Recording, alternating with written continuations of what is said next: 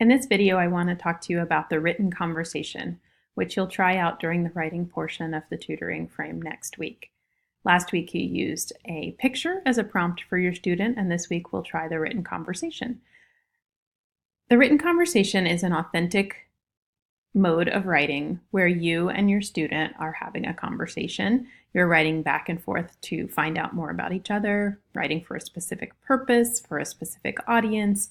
We have talked a little bit about authentic writing and making sure that we're not writing in contrived ways or giving students prompts all the time so that they never are able to initiate their own topics and ideas. So the written conversation is a great way to just talk to each other, learn more about each other through writing. Basically, you're going to start out with either lined or white paper, whatever your student prefers or you think is best for their writing.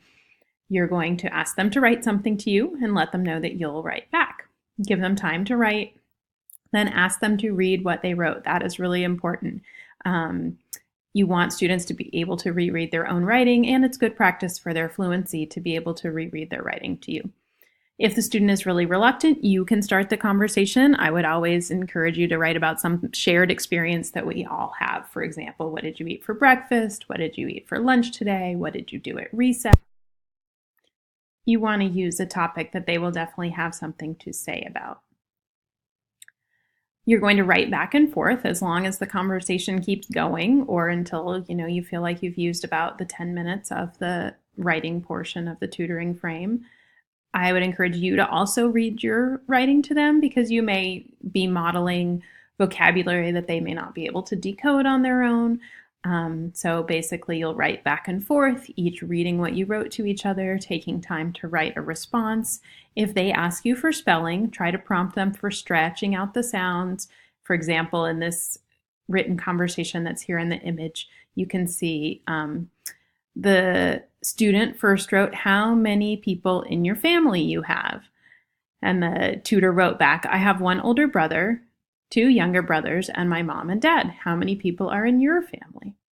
And then the student began to write something that you might have a little trouble reading. I have 7 cousins. So in this one, the student got some of the sounds in cousins. The tutor may have helped stretch it out a little bit. I have 7 cousins and mom and dad, grandpa and grandma, and my 2 brothers.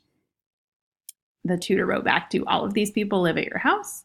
And then the student starts to tell where all these people live, and it gets a little bit complicated, but you can see that the student is writing about something they really care about, their family, something important to them. So see if you can keep the conversation going.